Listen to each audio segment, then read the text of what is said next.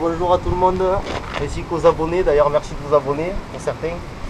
Donc aujourd'hui, désolé, ça va pas être une vidéo de chat, ça va changer un peu. Comme vous avez vu dans le titre, ça va être une vidéo donc, sur une de mes inventions, on va plutôt dire reproduction d'herse à prairie, donc une herse mousseuse qui s'appelle. Donc je reproduis un cadre, je me suis fait un cadre moi-même, donc je vais vous expliquer le cadre après.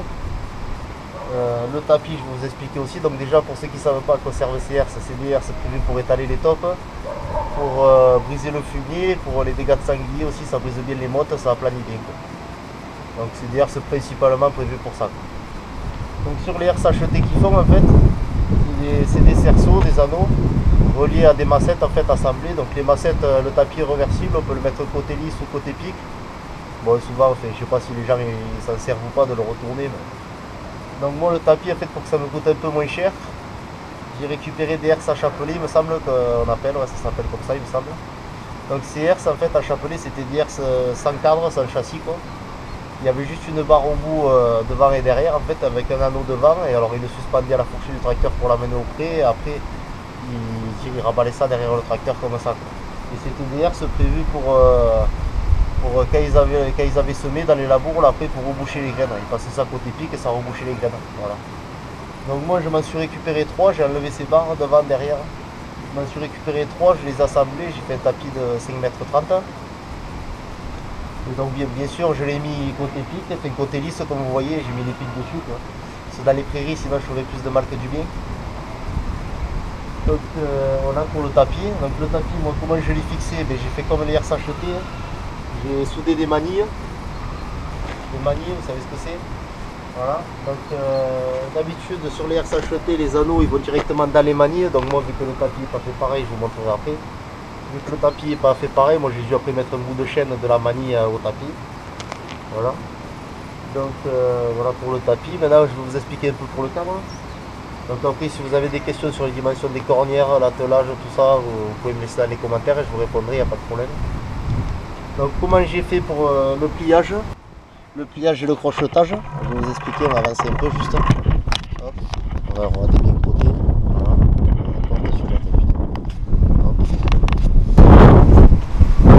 Alors pour le pliage, c'est simple, une patte là, une patte là, et ça plie. Donc j'ai quand même fait des renforts, je ne sais pas s'ils les font sur les herses achetées. J'ai soudé une petite barre à l'intérieur, je vous montre.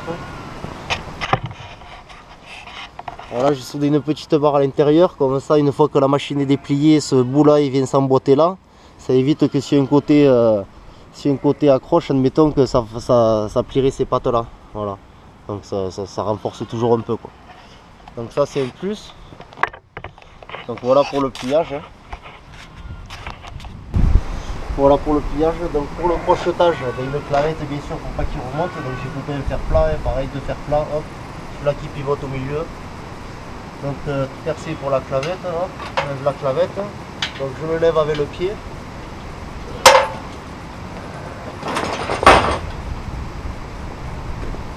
Donc là mon crochet aussi, je me suis fait un petit système. Là j'ai soudé un petit bout de fer dessous, comme ça il ne peut pas descendre plus bas. Et quand là je vais aller pour le replier, le bout de fer en le repliant, il va le faire remonter, il va se crocheter tout seul. Donc voilà, et je vous montre.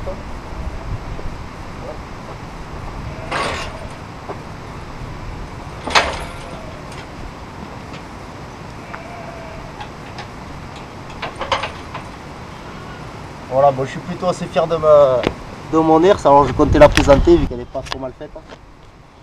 Voilà, donc c'est même moi qui l'ai peinte et tout. Donc derrière, je vais vous montrer un peu comment j'ai fait. Bon là, pour solidifier aussi devant, j'ai rajouté un U, c'est pareil. C'est un U, voilà.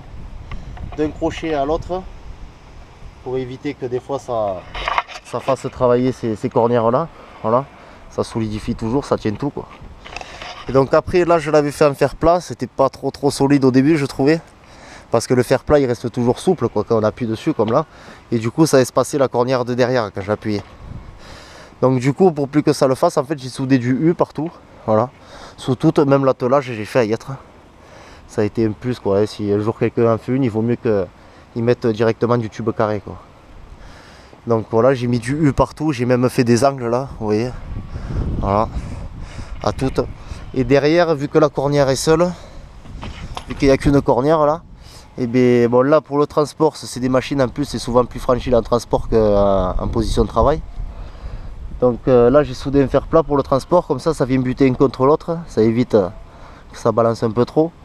Et là ce fer plat là, lui il sert à solidifier la cornière. Vu que le fer plat il peut pas plier comme ça, et bien il solidifie ma cornière, mais bon j'ai quand même rajouté un piquet en fer d'un bout à l'autre, à l'intérieur de la cornière, pour la solidifier.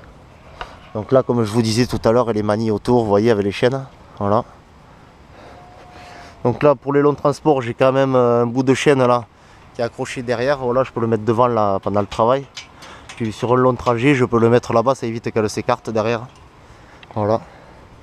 Bon, c'est pour un petit transport, ça bouge pas, sinon c'est pas bien grave.